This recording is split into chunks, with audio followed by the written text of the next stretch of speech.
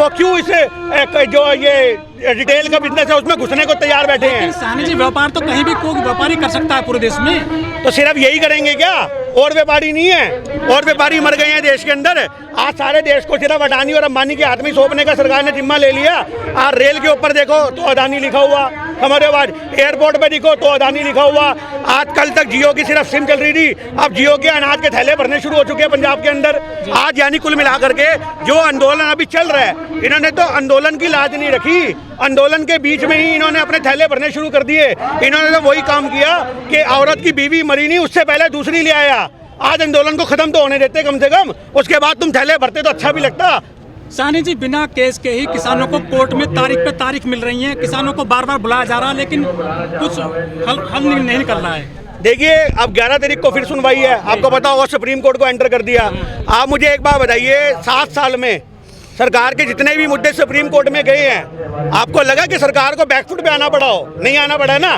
तो सरकार क्या करती है, जब डरती है तो पुलिस को आगे करती है, और जब कोई मसले निकालने होते हैं, हल निकालने होते हैं, तो कोर्ट को आगे करती है। इन्होंने फिर कोर्ट का अपना पासा फेंक दिया। मेरी बात समझ रहे हो बात, कि आप कोर्ट जो है, अब फिर लोग कहेंगे देखो जी ये किसान कैसी है, तो कोर्ट का सम्मान नहीं करते।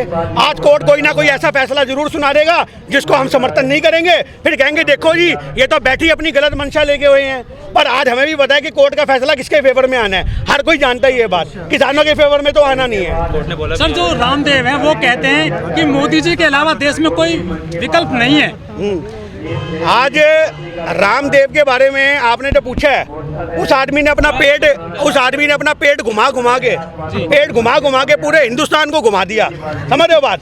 पेट घुमा के हजार रुपए में जो अपने आगे बंदे बिठाता था, उसने बिजनेस ले लिया। वो आदमी तो बोलेगा जो आदमी सलवार पहन के भाग गया हो। हमारी बात समझ रहे हो बात? आंदोलनों में 2 लड़ पड़े हो, यहाँ इतने किसान मर गए, इसमें तो कोई भागा?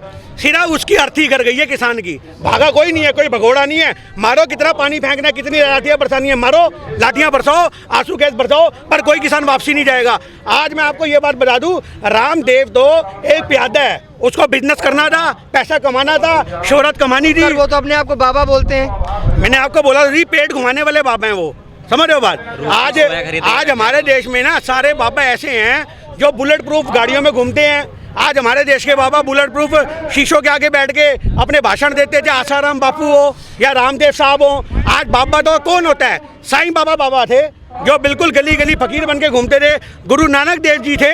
समझ रहे हो बात? बाबा उनको कहते हैं, सड़कों पे घूमते हैं, लोगों के भले के काम करते हैं। ये तो अपना बिजनेस कर रहे हैं, ये तो व्यापारी हैं। ये तो भगवा को भी इन्होंने बिल्कुल चोला पहन के बदनाम कर रखा है। सानी जी, कुछ लोग कह रहे हैं कि आंदोलन में वामपंथी आ गए हैं, खालिस्तानी घुस आए हैं, इनको पैसा कहाँ से आ रहा है? देखो जी, पैसा कहाँ से आ रहा है, आज इस बारे में हम सरकार से क्रॉस क्वेश्चन करते हैं। आज मोदी सरकार का रोज का जो खर्चा है वो करोड़ों रुपए में प्रचार का, सिर्फ वो कहाँ से आ रहा है? मोदी जी तो कहते हैं हम तो एक मांगने वाले आदमी हैं, 35 साल तक भीख मांग के गई है, मैं तो गरीब का बेटा हूँ। तो आज इनके पास इतना पैसा कहाँ से आ रहा है? इनको भी तो कोई ना कोई फंडिंग देता है या नहीं देता? देता है ना। वो कौन देता है? बड़े बड़े बिजनेसमैन देते हैं। आज हमें फंडिंग बाबा जी देते हैं, सिर्फ बाबा जी। हमें फंडिंग कोई नहीं देता, सिर्फ बाबा जी देते हैं। हमें ही नहीं पता वो कहाँ से आती है फंडिंग, किसी को नहीं पता। ये आंदोलन अगर मैं कहता हूँ 4 साल भी चलता रहेगा, तब भी यहाँ पे अन्न पानी की कमी नहीं होगी। समझ रहे हो बात? ये फंडिंग बाबा जी दे रहे हैं। सानी जी, बड़े बड़े टेंट लग गए हैं, आधुनिक टेंट आ रहे हैं, पूरा शहर से बच रहा है टेंटों का। आखिर क्या सोच रखा है किसानों ने? कितना लंबा चलेगा ये? कि जी किसान सिर्फ एक ही बात सोच के बैठा है, या तो बिल वापसी करा के घर जाऊंगा या अपनी लाश घर पहुंचाऊंगा। मेरी बात समझ रहे हो? सरकार को इससे फर्क नहीं पड़ता, ना पड़े कोई दिक्कत नहीं है। किसान अपने हक की लड़ाई लड़ेगा। आज अगर एक इंसान अपने हक के लिए खड़ा ना हो सके तो इंसान का इंसान होना बेकार है। आज हमारे में और जानवरों में फर्क क्या रह गया? आज अभी यहाँ पे कुत्ता हो, आप कुत्ते को लट मारो, कुत्ता भाग जाएगा नहीं भाग जाएगा? आज किसान को आप लट मारो, वो नहीं भागेगा। क्यों? क्योंकि वो जानवर नहीं है, वो इंसान है, उसको अपना हक मांगना आता है। और आज अभी तक तो सारे किसानों ने प्यार से, शांतिपूर्ण तरीके से हाथ जोड़ के अपनी मांग करी है। पर आज हिंसा कहाँ से हुई, आप बताइए? हिंसा की शुरुआत हुई है सरकार की तरफ से। आज जयपुर पे इन्होंने मिर्ची गोले फेंके, मिर्ची गोले, आंसू गैस भी नहीं, मिर्ची गोले। हमने सोशल मीडिया पे पोस्ट भी उसको शेयर करी है। मिर्ची गोलों से क्या होगा? आंखें जलेंगी। मतलब आज तुम किसानों के साथ नहीं हो।